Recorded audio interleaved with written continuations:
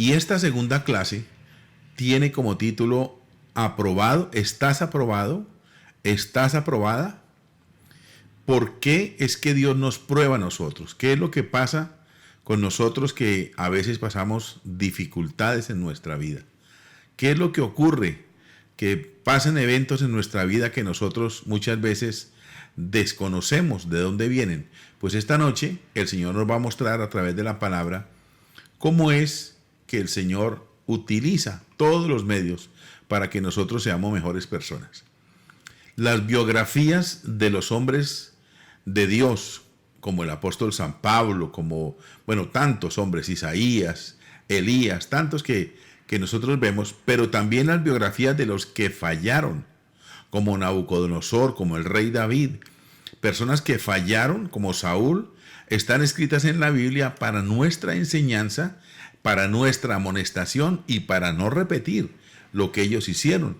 Imagínese ese ayudante de Eliseo llamado Giesi, de Elías, llamado Giesi, que fue a pedirle plata ya al hombre que sanó, a Naamán el sirio. Imagínese usted, cuando Naamán el sirio le había dicho, pídanme lo que quieran por haberme sanado de la lepra. Y el pastor le dijo, no, yo no cobro por eso. Y el ayudante sí fue a pedirle plata ya. Entonces son cosas que están en la Biblia para que nosotros no las hagamos. Muchas cosas podemos aprender, pero si meditamos en ellas, con los oídos bien sintonizados con a la voz del Espíritu Santo de Dios. Entonces hay que estar muy atentos a lo que el Señor va a estar hablando en esta noche, porque es muy puntual para nuestra vida cristiana. Ahora, cuando leemos acerca de las personas del Antiguo Testamento, y vemos que hay algunos acontecimientos allí, es que ellos vivieron en un tiempo anterior a la llegada de la gracia. O sea, los que vivieron en el Antiguo Testamento fueron personas a las cuales se les grabó la ley en una piedra. Pero en el tiempo de la gracia, el Señor Jesucristo viene, no solamente trae la gracia, sino trae la verdad, y ahora ya a nosotros no nos graban la ley en una piedra, ahora nos la graban en nuestro corazón. Y yo pienso, hermanos, que nosotros tenemos más responsabilidad ahora en este tiempo, que tenemos todo el conocimiento, la Biblia completa, y que tenemos absolutamente todo a disposición de nuestro estudio. Yo creo que nosotros somos más responsables y se nos juzgará más duro que los del Antiguo Testamento, que apenas ellos tenían allí a los profetas, ¿verdad? Entonces, estamos diciendo que cuando leemos acerca de estas personas del Antiguo Testamento, pues esta pobre gente, lógicamente vivieron por lo que los profetas les decían, pero también la ley les fue dada muy puntualmente.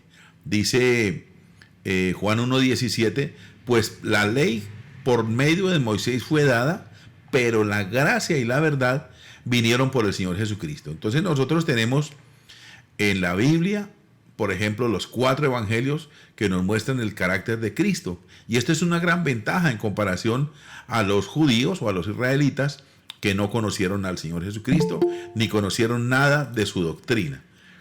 Entonces, la gracia y la verdad fueron dadas por Jesucristo. Esto significa que nosotros ya no tenemos la ley escrita en piedra. Dice Jeremías 31:33, daré mi ley en su mente y la escribiré en su corazón, y yo seré a ellos por Dios y ellos serán por pueblo. Bien, con esta introducción quiero decirles entonces que nosotros somos responsables de lo que escuchamos, que nosotros daremos cuenta a Dios de lo que nosotros escuchamos de la doctrina de Cristo. No podemos llegar allá a la presencia del Señor diciendo, no, es que yo no sabía, porque usted escucha. Y si no escucha, peor todavía, porque se le está dando toda la clase completa y toda la enseñanza doctrinal. Ahora,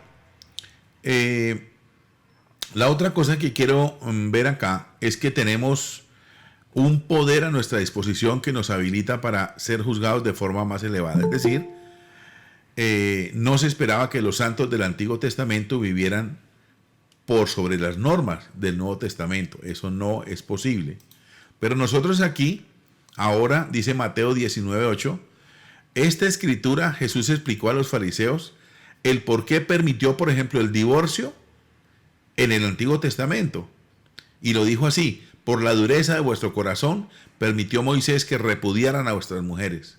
Pero en el Nuevo Pacto o en el Nuevo Testamento, Dios elimina nuestros corazones de piedra ásperos y nos da un corazón sensible. Por eso dice Ezequiel 36:26, os daré un corazón nuevo y pondré espíritu nuevo dentro de vosotros. Esta es la conversión de una persona. Y quitaré de vuestra carne el corazón de piedra y os daré un corazón de carne. Así que el divorcio no es permitido ahora.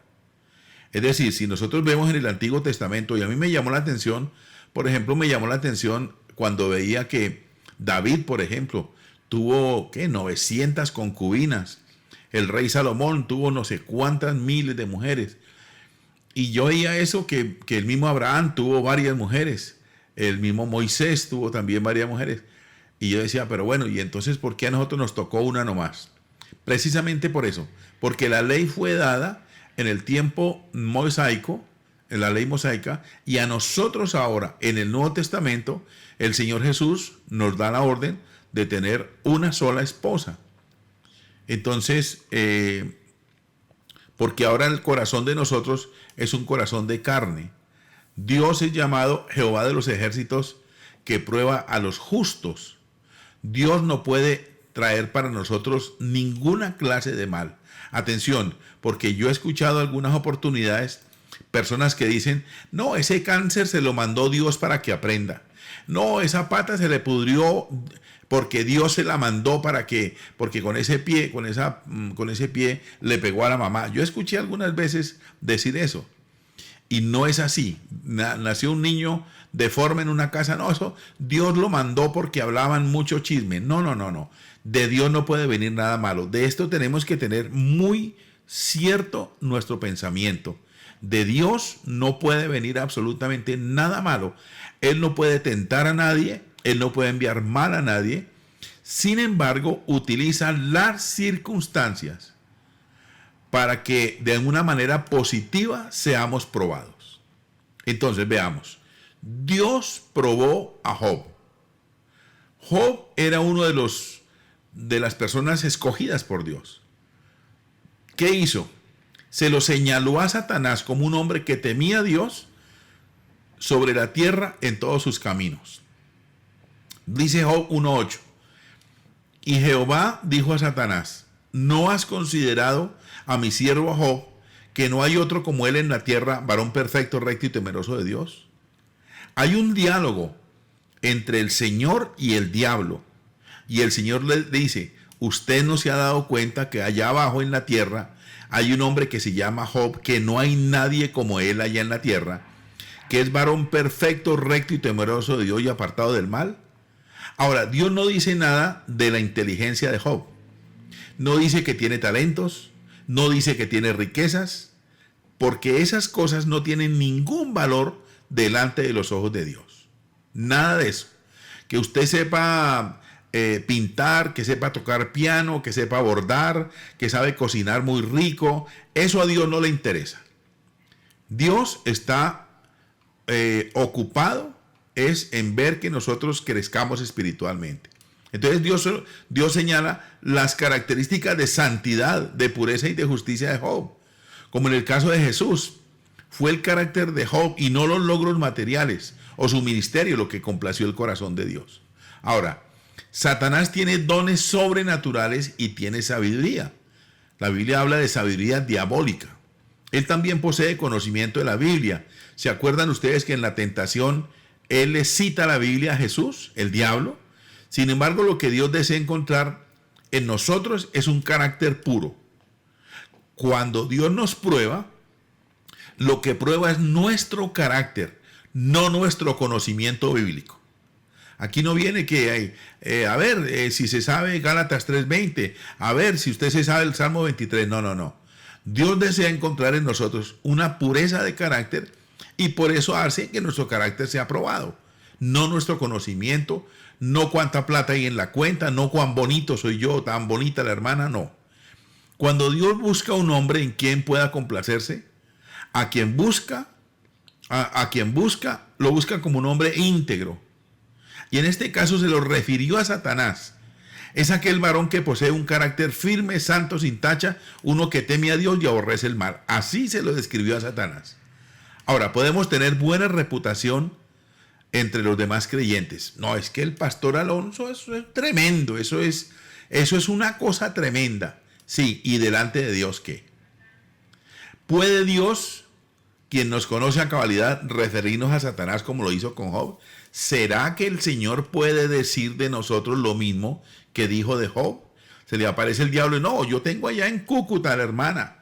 Es fiel, aborrece el mal, santa, sin tacha, tiene carácter firme. ¿Será que Dios puede hacer eso o todavía tenemos debilidad? Ahora, una aprobación como la que recibió Job de parte de Dios es mayor que cualquier honor aquí en la tierra. Escúcheme bien, por favor. Toda honra inútil del cristianismo es de tan poco valor como los desperdicios o los desechos. Es decir, las medallas, los diplomas, los reconocimientos, las flores, los trofeos, los regalitos y lo peor de todo, las credenciales, lo que hacen es llenar de orgullo a las personas que muchas veces hacen la obra del cristianismo por interés. Así que la pregunta más importante no es ¿qué opinión tienen otros de mí espiritualmente? ¿Qué piensan en la iglesia de mí? Los hermanos, ay, tan bonito que ora la hermana, pero ¿cómo es su vida realmente delante de Dios? La pregunta sería entonces, ¿podría Dios referirme o recomendarme ante Satanás como un varón o una mujer en quien él puede complacerse? Entonces vamos a ver aquí algunas pruebas utilizadas por Dios. Cuando le habló a Satanás acerca de Job, este le dijo que Job le servía porque él le había colmado de muchos beneficios y riquezas. O sea, en el diálogo que tienen allí, el Señor y Satanás, el Señor le dice, usted no ha considerado a mi siervo Job, que es temeroso, apartado del mal.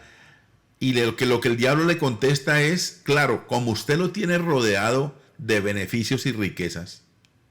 Entonces, ¿cómo puede haber una tentación o una prueba con la pérdida de las posesiones? Con la pérdida de las posesiones. Respondió Satanás a Jehová y le dijo, ¿acaso teme Job a Dios de balde? ¿No le ha acercado alrededor a él y a su casa y a todo lo que tiene? Al trabajo de sus manos ha dado bendición. Por tanto, sus bienes han aumentado aquí en la tierra. Pero extienda ahora su mano y toque todo lo que tiene y verá si no blasfema contra ti en tu misma presencia. Eso está en Job 1, del 9 al 11. Ahora, ¿qué está diciendo acá? Lo que está diciendo el diablo es, usted lo ha rodeado de riquezas y de bienes. Permítame tocarle las riquezas y los bienes y todo lo que tiene ahí en la tierra y verá que empieza a maldecir contra usted. ¿Qué tal el diálogo? ¿Cómo le parece a usted el diálogo entre el Señor y el diablo? Ahora, Dios rechaza esa acusación y le permite a Satanás que probara a Job para que descubriera por sí mismo si la acusación era cierta o no. Dios hizo eso porque conocía el carácter de Job. Imagínese usted, por favor, ese diálogo del Señor con el diablo. Y el Señor le dice, le doy permiso que le toque todas las riquezas que él tiene, que le toque todo lo que él tiene ahí en la tierra y va a ver que él no blasfema porque yo conozco el carácter de Job. Qué bonito, ¿verdad? Qué manera tan hermosa de expresarse Dios de Job.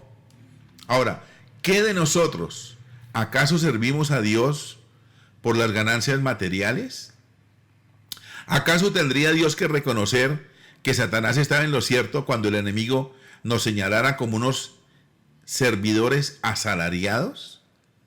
Mire, yo no sé si usted se ha dado cuenta, pero nosotros decidimos retirar toda la publicidad donde hablaba de las cuentas de ahorro, donde hablaba de enviar ofrendas, donde hablaba de diezmos, de todas estas cosas, del canal de nosotros, de Maná para el Planeta. Retiramos toda la publicidad. Usted no volvió a oír que se necesita para arepa, café y palabra. Usted no volvió a decir nada, no escuchó nada más de eso en los últimos días. ¿Por qué razón? Hemos retirado toda la publicidad hablada y escrita de nuestros medios de comunicación, de las redes sociales, de Instagram, de Facebook, de todo lado, porque creemos que si le servimos a Dios, la fuente de ingreso vendrá de su despensa. Y esta es una prueba de fe. Y vamos a ver cómo opera esta prueba de fe. Nosotros no hablamos aquí ni de diezmos ni de ofrenda. Necesitamos, sí necesitamos. Pero no vamos a estar estimulando a nadie. No vamos a pedirle a nadie. No vamos a estar poniendo avisitos con el número de la cuenta. No, nosotros vamos a dejar al libre albedrío de la gente y vamos a vivir por fe, porque si esta es una obra de Dios, se sostiene. Si no es una obra de Dios, se cae. Así de sencillo. El servicio que se hace para el Señor tiene que ser con los motivos correctos y siempre va a costar un precio. Mire, por ejemplo, lo que dijo David. David dijo, porque no ofreceré a Jehová mi Dios holocausto que no me cueste nada. Eso fue lo que dijo el rey David en segundo libro de Samuel 24:24. Dijo, no ofreceré a Jehová mi Dios holocaustos que no me cuesten nada. Son muy pocos los que tienen la actitud de David. El servicio honesto ofrecido al Señor usualmente resulta en pérdidas materiales y no en ganancias. Las ganancias obtenidas serán de naturaleza espiritual. Aquello que resulta en ganancias materiales pertenece a Babilonia y no a la Jerusalén celestial. En medio de los obreros cristianos que procuran satisfacer su codicia o egoísmo, Pablo pudo señalar a Timoteo como una excepción entre ellos. Ahora, ¿se puso triste Job porque le quitaron sus riquezas? Pablo dijo a los filipenses así, pues a ninguno tengo el mismo ánimo y que tan sinceramente se interese por vosotros, porque todos buscan lo suyo propio, no lo que es en Cristo Jesús. Pablo no fue engañado. Él sabía la condición espiritual de sus compañeros de trabajo. Dios tampoco será engañado con relación a nosotros. Dios tenía tal confianza en Job que permitió a Satanás probarle.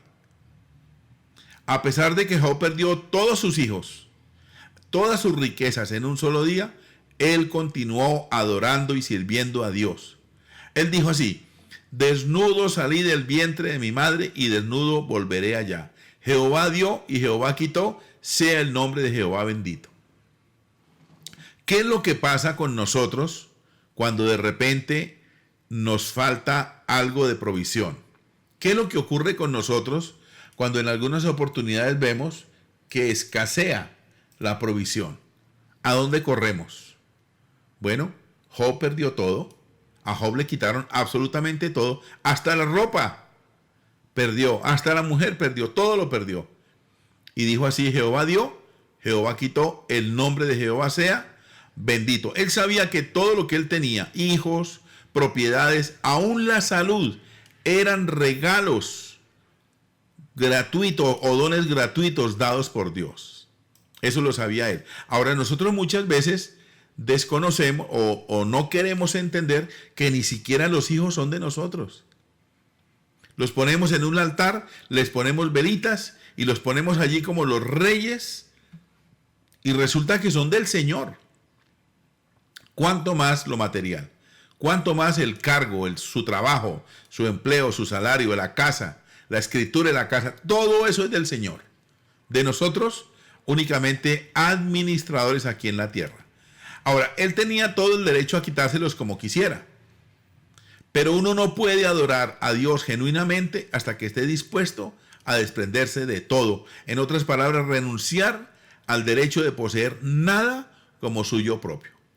Esto es tremendo, porque entre más se tiene, más egoísmo hay. Porque entre más se acumula, más duro cuesta desprendernos de las cosas. Entonces, la primera prueba que vemos aquí es con los bienes materiales. La pregunta sería, ¿Job pasó la prueba de los bienes materiales o fracasó? Job pasó la prueba porque él no renegó, él reconoció que todo lo que venía de Dios era de gratis. Segundo, la pérdida de la salud. Luego Dios permitió que Satanás diera un paso más para que afligiera a Job con una sarna maligna. Óigame bien, desde la planta del pie hasta la coronilla de su cabeza. Eso fue lo que le llegó a Job, una enfermedad. El diablo le pidió permiso para tocar a Job y el Señor le dijo, tóquelo, pero no lo mate. Las enfermedades, todas proceden de Satanás.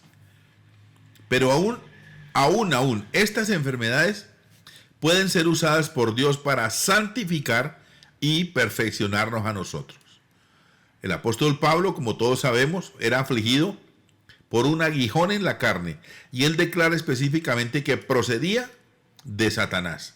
No era un mensajero de Dios, sino era un mensajero del diablo.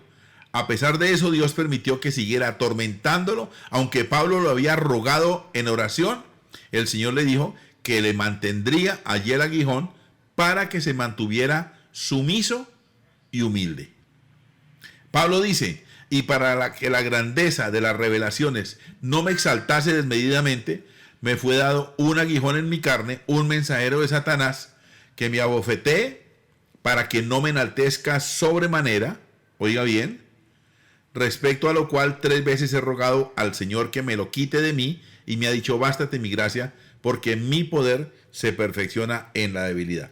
Entonces, eso está en 2 Corintios, capítulo 12, versículo del 7 al 9. Bien. Tercero, por medio de una esposa acusadora o de un esposo acusador. Entonces, número 1, por las finanzas. Estamos hablando de las pruebas. Número 2, por la salud.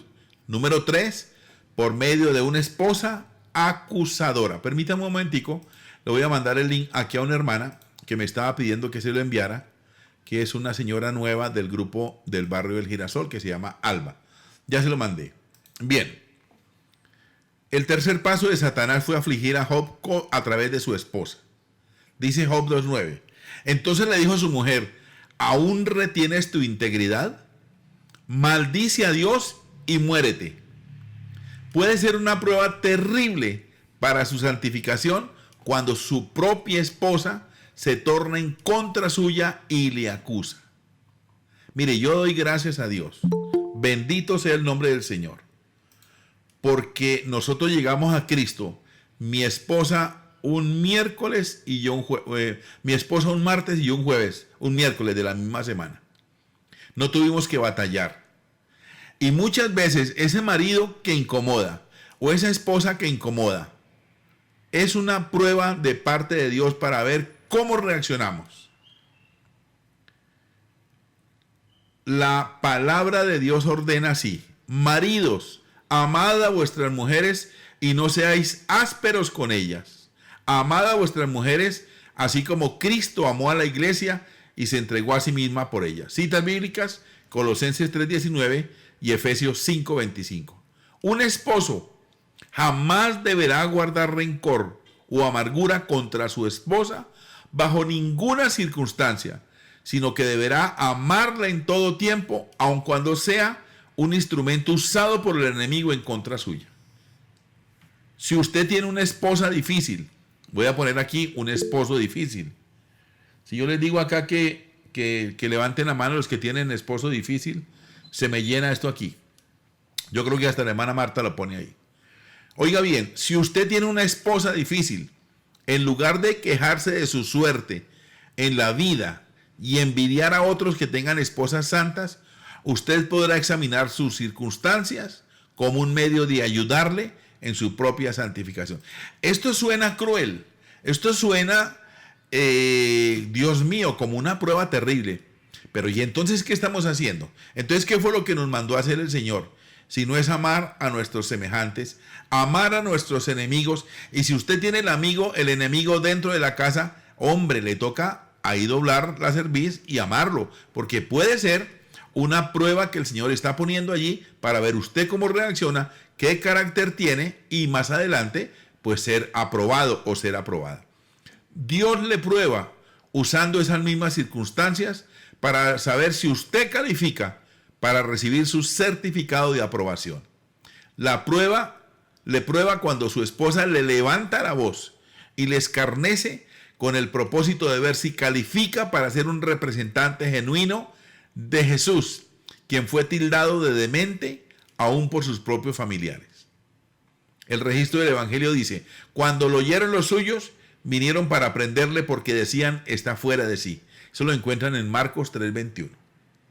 Ahora, Jesús soportó esos insultos con paciencia. Nosotros hemos sido llamados para seguirle y representarle. Entonces la mujer de Job se levanta. Maldiga a Dios y muera. ¿Hasta cuándo va usted a perseverar ahí? ¿Qué hizo Job? Agachó la cabecita a orar por él. Está Diana Caro García levantando la mano. Buenas noches. Las citas bíblicas. Sí, con mucho gusto. Las citas bíblicas. Colosenses 3:19.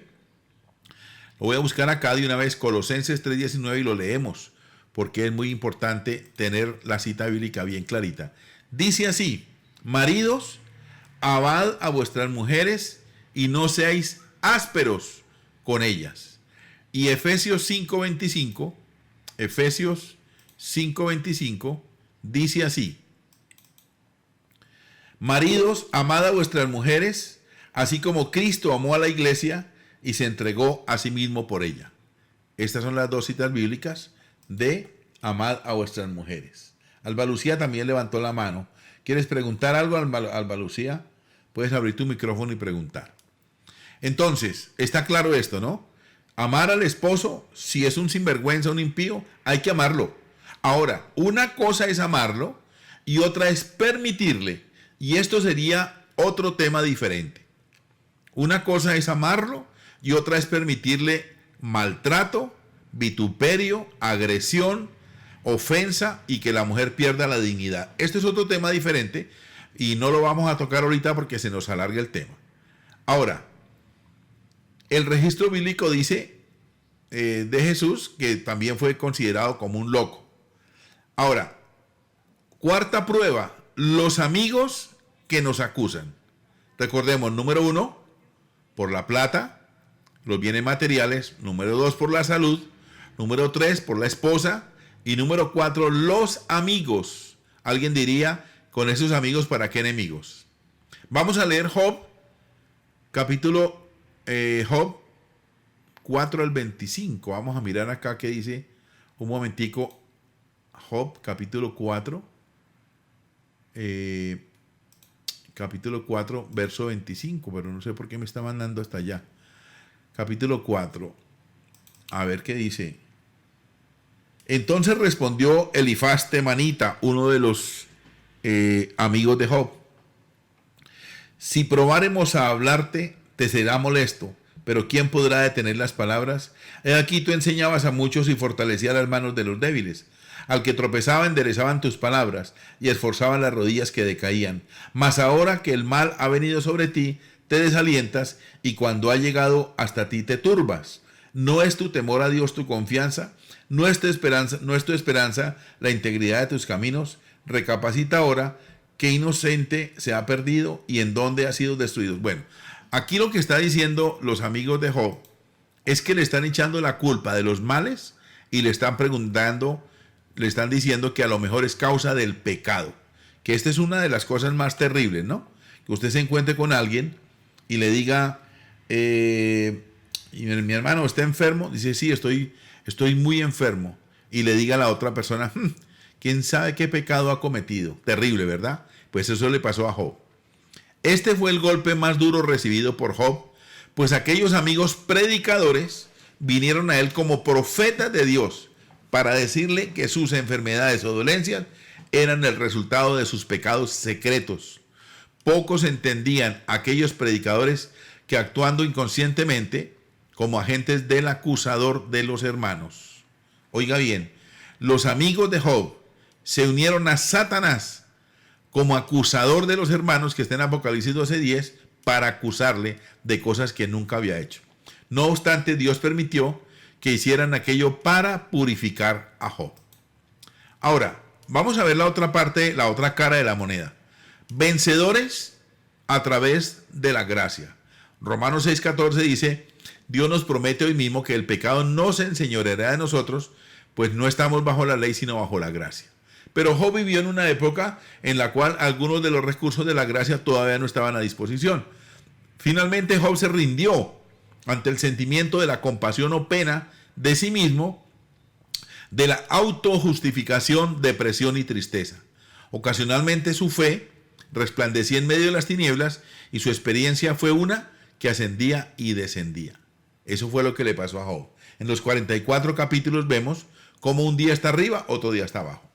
Ahora que la gracia ha venido mediante Jesucristo, si somos probados de una manera parecida, no hay que necesidad de sentir ni siquiera un minuto de depresión o tristeza, porque los mandatos del Nuevo Testamento son: para nada estéis afanosos, regocijaos en el Señor siempre con acción de gracias. Filipenses 4:6. Imagínese usted que le toque a uno una mujer rencillosa, una mujer como gotera de agua, y dele, y cantaleta, y uno le sonría, ¿verdad? Yo creo que hasta le pega, ¿no? Tales mandatos no fueron dados en el Antiguo Testamento porque la gracia no había venido todavía. Debemos reconocer la mano de Dios en todas las cosas. La gracia está a disposición en todo momento para preservarnos siempre victoriosos. Entonces, sí podemos ser vencedores. Número 1, sí podemos ser vencedores. El clamor triunfante de Pablo fue: mas a Dios gracias, el cual nos lleva siempre de triunfo en Cristo Jesús. Segunda a los Corintios 2:14.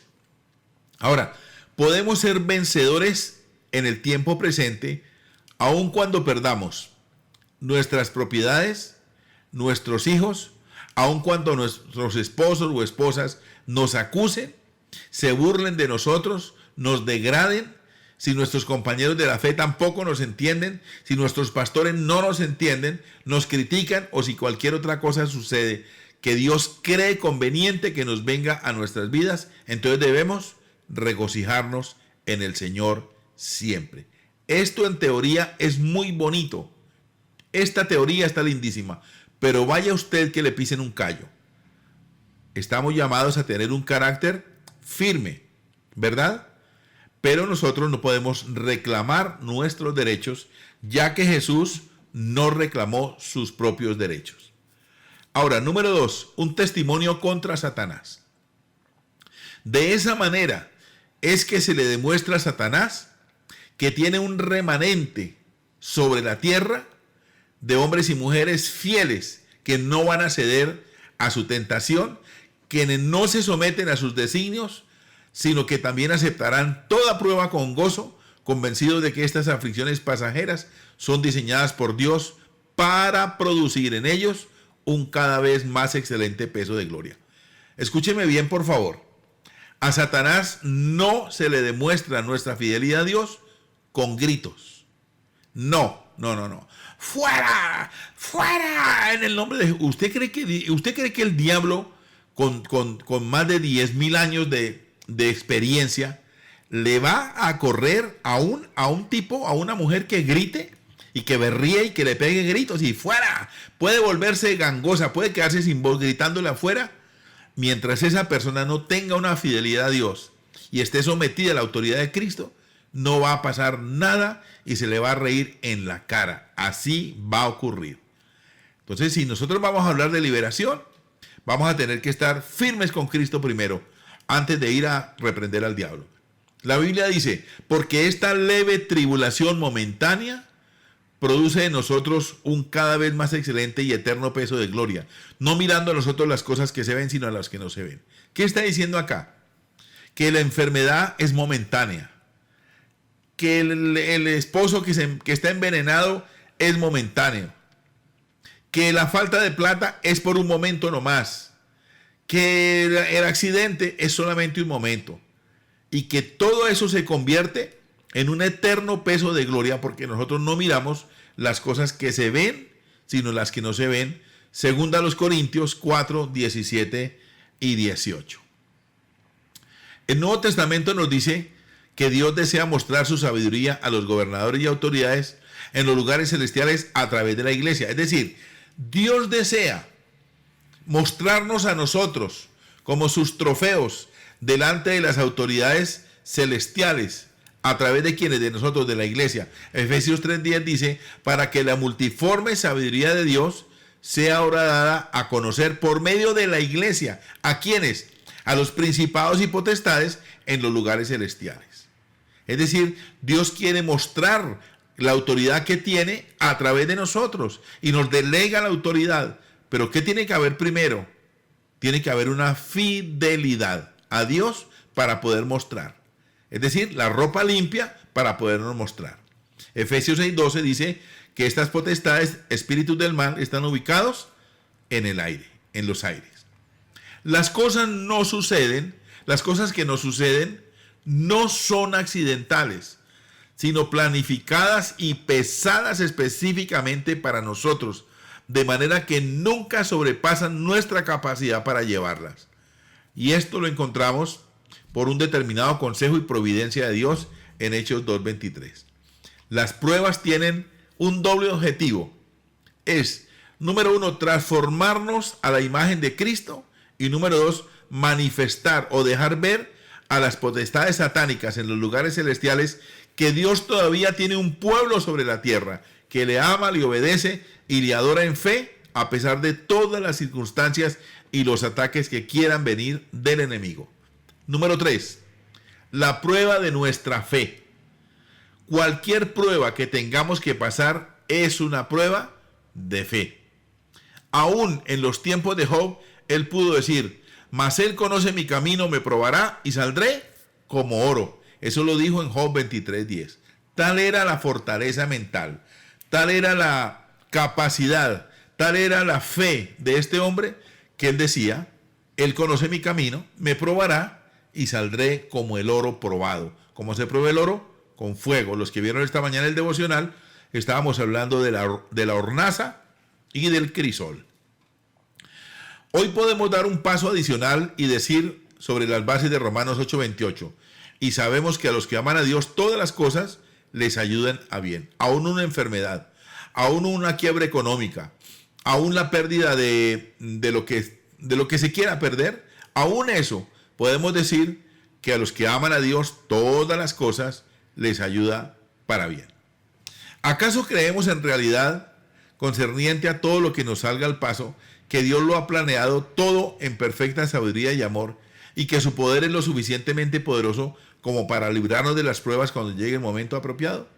¿Encontrará Dios en usted y en mí la clase de creyentes a quienes pueda señalar con orgullo ante Satanás y decirle que nosotros somos sin tacha, cristianos que nunca se quejan ni murmuran sin importar las circunstancias, sino que siempre están dispuestos a ser agradecidos por todas las cosas en todo tiempo?